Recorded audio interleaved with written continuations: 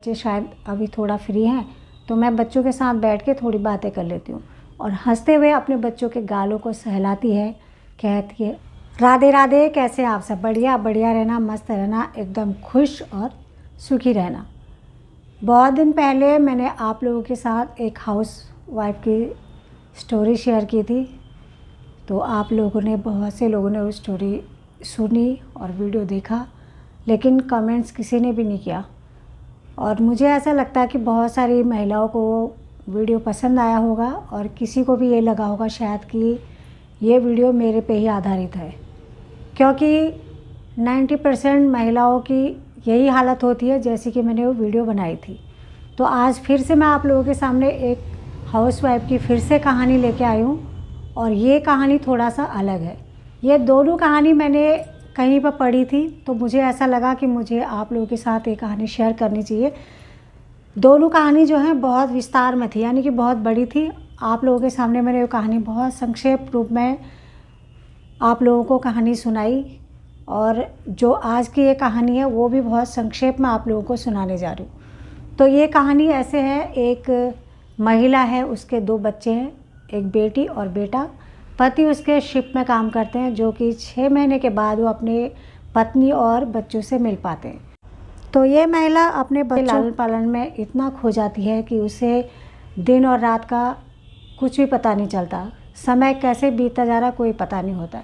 तो बच्चों को पालते पालते वो इतना व्यस्त हो जाती है कि वो दुनिया से कट से जाती है, जैसे कि अपने सगे संबंधियों से, भाई बहनों से वो दूर होते चली जाती है। वो जितना भी प्यार अपने बच्चों को देना चाहती है वो उसके लिए कम होता है। माता और पिता का दोनों का प्यार वो अपने बच्चों को देती है, जिससे कि बच्चों को अपने पिता की कमी कोई महसूस नहीं होती है। पति उसके 6 महीने बाद बच्चों को मिलने आते हैं, पत्नी को मिलने आते हैं, फिर अपनी छुट्टियां ख़त्म करके फिर से वो शिप पर चले जाते हैं। उसकी ये दिनचर्या चलते जाती है। तो धीरे धीरे बच्चे बड़े होने लगते हैं और दुनियादारी से वो दूर होती रहती है।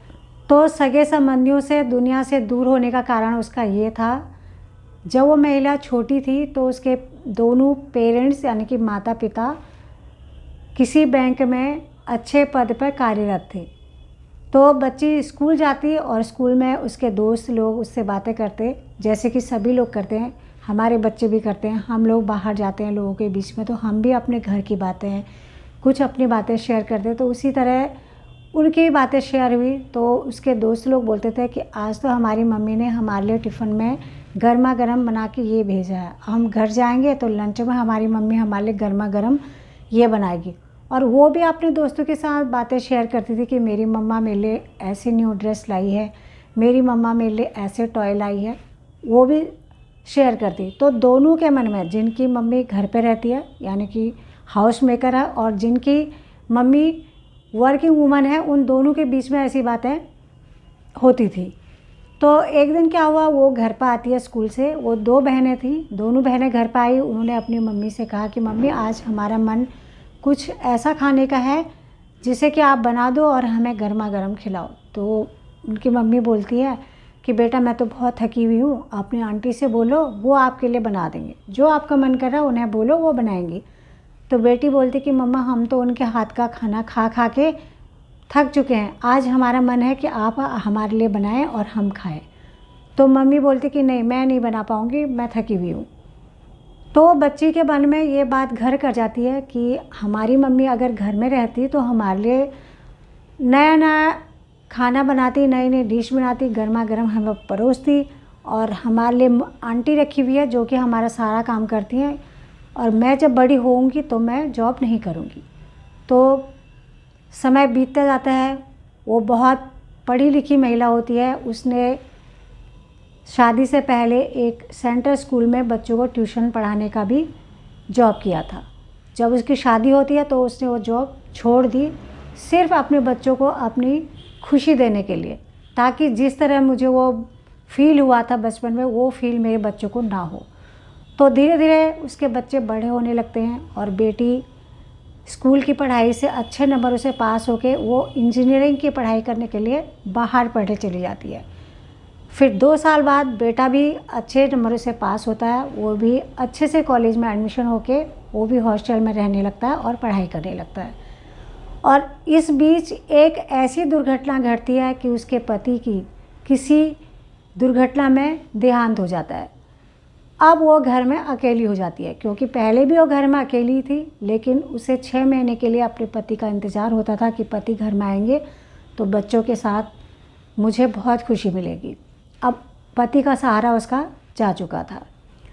अब बच्चे जब कॉलेज से छुट्टियां लेके घर पर आते हैं तो बच्चों के साथ फिर से खुशी मनाने लगती, बच्चों के लिए नई नई डिश बनाती, गर्मा गर्म बच्चों के सामने वो खाना परोसती। तो बात ये होती कि बच्चे जो हैं अब कॉलेज में पढ़ाई करते हैं। जब बच्चे स्कूल जाते थे उस और आज कॉलेज में बच्चे पढ़ने वालों के साथ माहौल बहुत बदल चुका था, क्योंकि जब बच्चे स्कूल जाते थे वो अपने मम्मी के पीछे पीछे लगे रहते थे। मम्मी उनके लिए जो बोलते थे वो बनाती थी उनकी खुशियों के लिए। अब बच्चे जब कॉलेज चले गए तो बच्चे बाहर बहुत सारे ऐसे बच्चों के साथ उनका मिलना जुलना हो गया, तो माँ नया नया तरीके से कोई डिश बनाती, बच्चों के आगे रखती। ये क्या करते हैं, अपना लैपटॉप खोल के उसमें पढ़ाई करने लगते हैं और माँ उनको बोलती रहती कि बेटा खाना ठंडा हो गया है, आप खा लीजिएगा।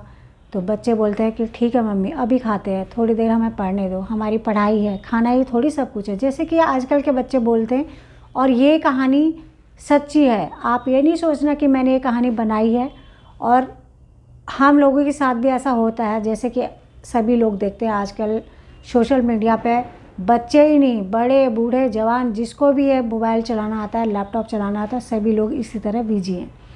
तो वो थक जाती है अपने बच्चों को बोलते बोलते। फिर जैसे तैसे बच्चे खाना खाते हैं तो माँ को लगता है कि शायद अभी मेरे बच्चे फ्री हैं।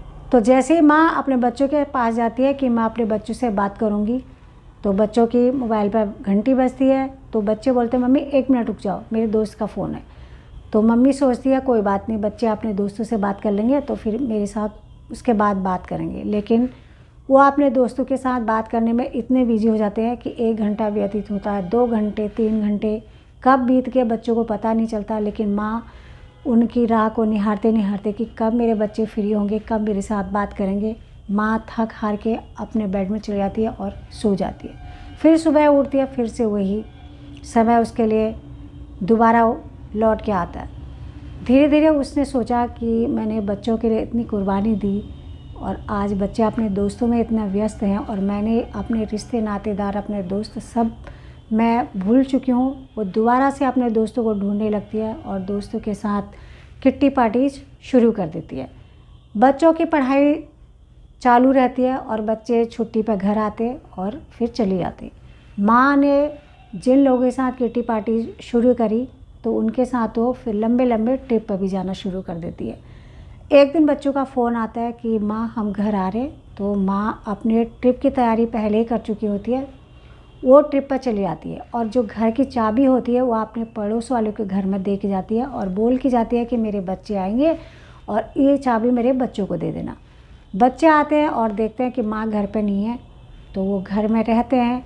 और जब उनकी माँ लंबे ट्रिप के बाद घर पर आती है तो दोनों बच्चे गेट पर आते हैं, गेट खोलते हैं और माँ जैसे ही गेट के अंदर घुसती है तो दोनों बच्चे माँ पे बरस पड़ते हैं। माँ उन दोनों भाई बहनों की बातों को सुनती है। जब उन दोनों का चीखना चिल्लाना बंद हो जाता है तो वो फिर हंसने लगती है और हंसते हुए अपने बच्चों के गालों को सहलाती है, कहती है कि बेटा मैंने तुम्हारे लिए अपनी ज़िंदगी को कुर्बान कर दिया। वो सारी अपने बचपन से लेके अभी तक की कहानी को बच्चों को सुनाती है और बोलती है कि जिस तरह तुम्हारे लिए तुम्हारे दोस्त माँ से बढ़कर तुम्हारे लिए हैं, उसी तरह मेरे लिए भी मेरे सगे संबंधी, मेरे दोस्त मेरे लिए। मैंने इन सब को छोड़ा था सिर्फ़ और सिर्फ अपने बच्चों को प्यार देने के लिए, अपने बच्चों के साथ अपने जीवन को गुजारने के लिए। लेकिन तुम दोनों तो इतना व्यस्त रहते हो कि तुम्हें माँ का कोई ख्याल ही नहीं है।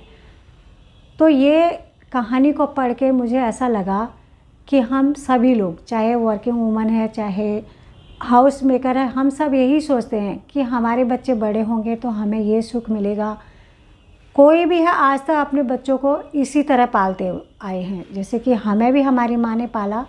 हम बेटी हैं तो हमारे लिए माँ ने यही सोचा होगा कि हमारी बेटी अच्छे घर में जाए, पढ़े लिखे, कल को इसे कोई दुख ना आए। और बेटा पाला तो बेटे के लिए यही माँ ने सोचा होगा कि मेरा बेटा पढ़ेगा लिखेगा, कल को अच्छी जगह जॉब करेगा तो मुझे सुख मिलेगा।